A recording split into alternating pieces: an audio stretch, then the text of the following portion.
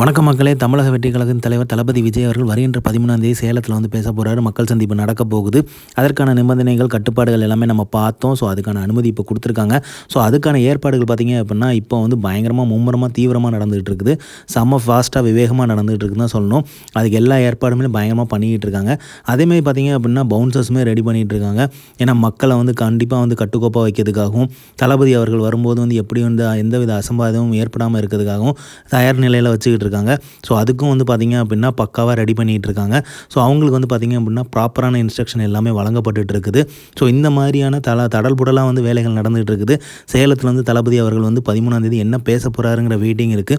அதே மாதிரி க்ரௌட் வந்து எப்படி இருக்கும் அப்படிங்கிறது நல்லாவே தெரியும். ஸோ அதை வந்து கட்டுப்படுத்துறதுக்குமே நிபந்தனைகளும் வந்து விதிக்கப்பட்டிருக்காங்க. இருந்தாலுமே தளபதி பார்க்கறதுக்கு அந்த அன்பான மக்கள் வருவாங்க. ஸோ தளபதியோட ஸ்பீச் வந்து கண்டிப்பாக இந்த இடம் வெறித்தனமாக பிளாஸ்ட்டாக இருக்குங்கிறதுல எந்தவித சந்தேகமே கிடையாது. ஏற்கனவே அடிக்க ஆரம்பிச்சிட்டாரு. இனி மக்களை பார்த்தா இன்னுமே பயங்கரமாக குஷியாகி பயங்கரமாக பொலன்னு பொழப்பார். அதில் எந்த சந்தேகமே கிடையாது.